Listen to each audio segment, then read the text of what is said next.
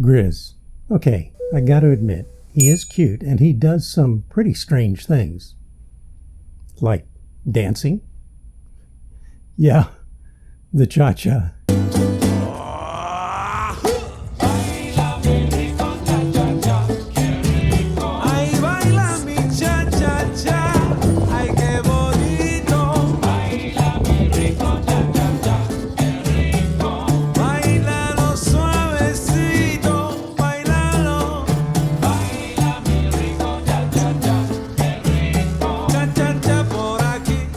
Who'd have thunk? Little guy's got talent.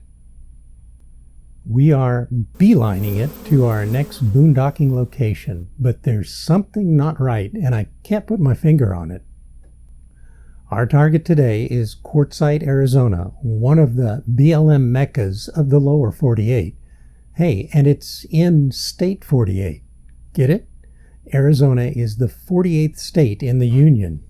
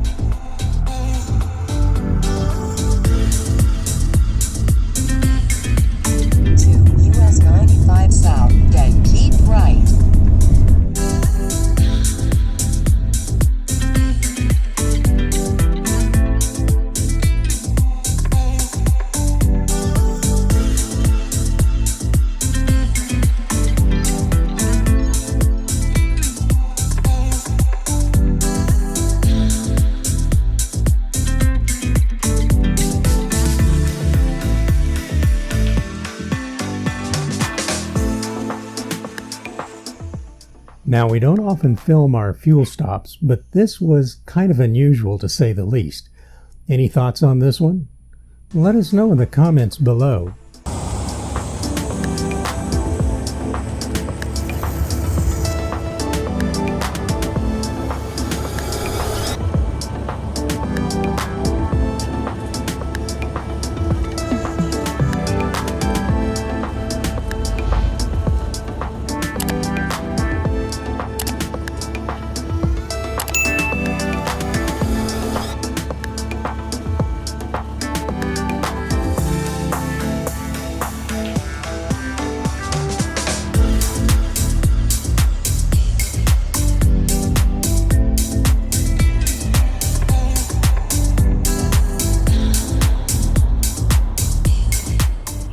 I don't know.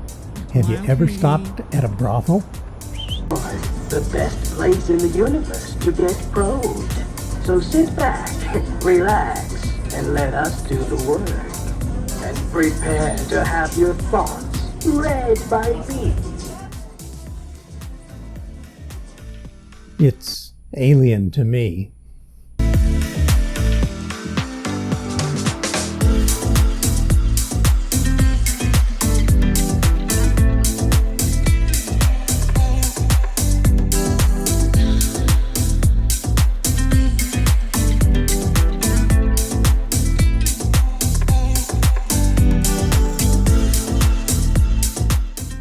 This is going to be a long drive, and if we've planned it right, we'll be there around sunset.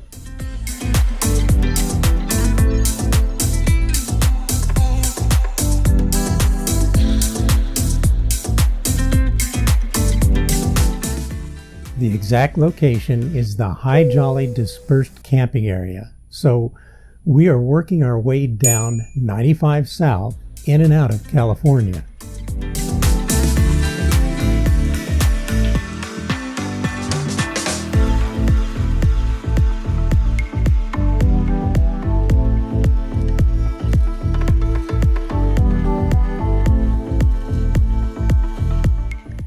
As it gets later, the road seems to get narrower.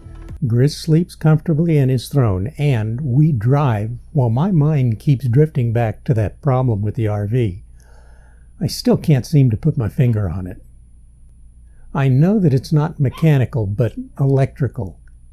That's something I have great respect for. In my career, I've seen what a moment's inattentiveness can do when there's not 100% attention to the job at hand, and I am by far not an expert at this kind of work. Our rig uses a 50 amp service. Roughly that means it has two 120 volt lines coming into the coach through one large line. That's more than enough to make for a really bad day if it's not handled properly.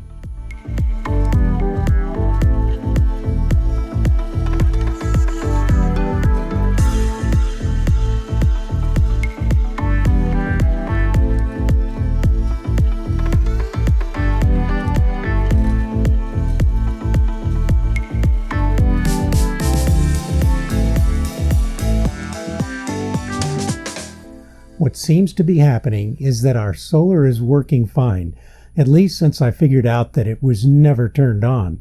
Thank you, YouTube, for the instructional videos.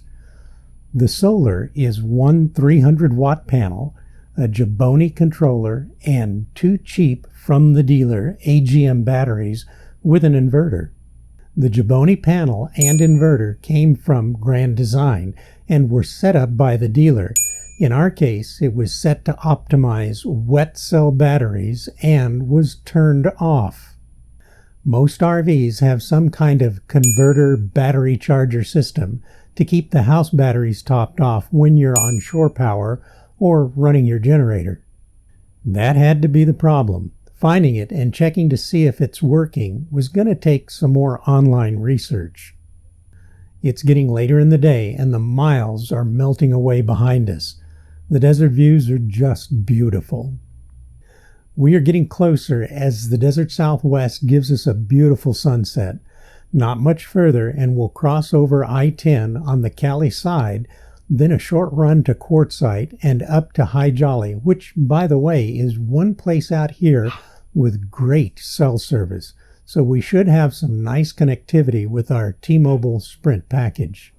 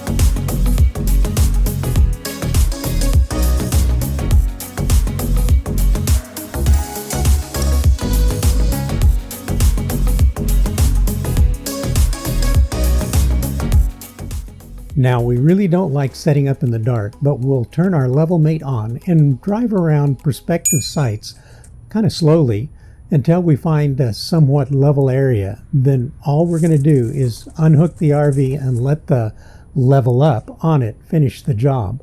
We'll run the generator for about an hour or so, then get some sleep. Come morning, we check the batteries at the Jaboni's panel, and I was shocked to see that the batteries had dropped to almost 11 volts. This wasn't good.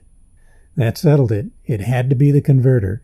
Either it was bad, or the two fuses I read about had blown, the breaker was off, or it had somehow become disconnected over some of the bad roads we had traveled.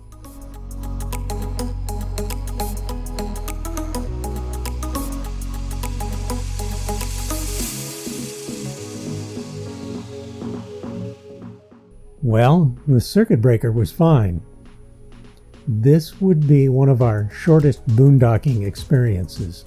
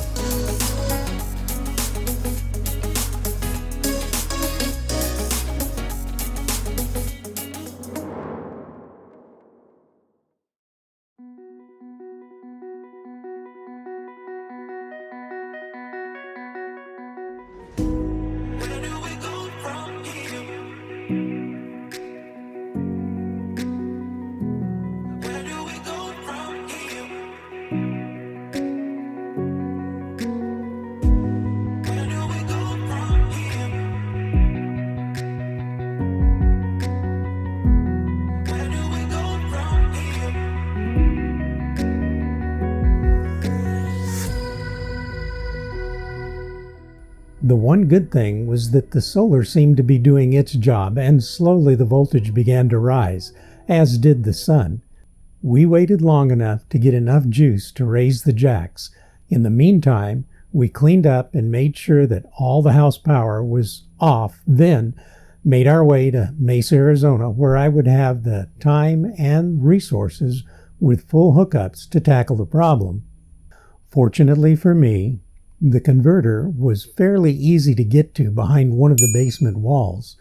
I was still plugged in and both 35 amp fuses were fine, but the fan in the converter wasn't running, and when I checked output, nothing. A quick call to an RV supply in town who had one in stock, an exact replacement, and nearly $350 later, I had the new one in my hands.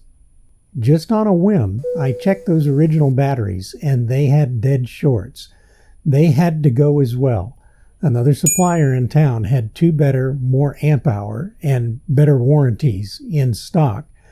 And not quite ready to pony up for lithium at $1,000 each, we bought the new AGMs at over $800 for the pair. I swapped them out first to find that once again the dealer had hooked them up wrong as well. They were properly run in parallel, but instead of having the negative from one and the positive from the other as the only 2 points of connection to the house, they had wired several smaller draw items to the other posts, in effect not ever giving the batteries a chance to properly equalize. This was the first remedy.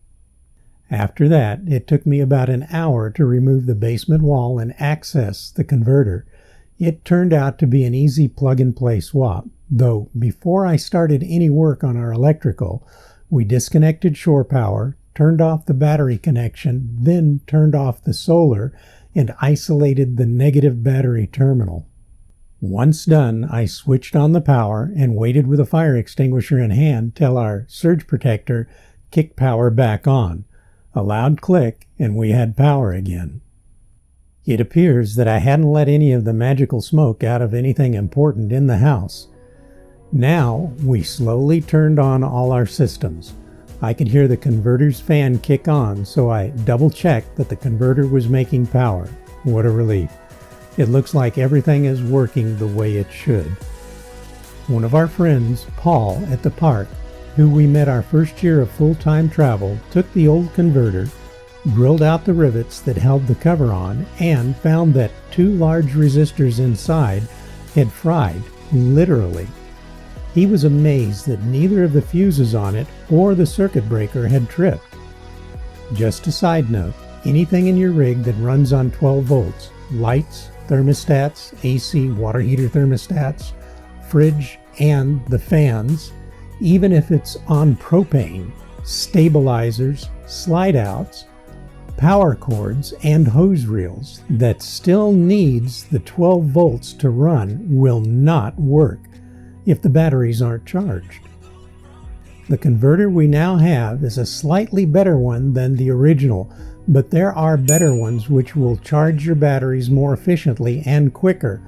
Kind of a boost when, say, you're using your generator, then go back to a trickle maintenance charge to make sure your batteries last a long time.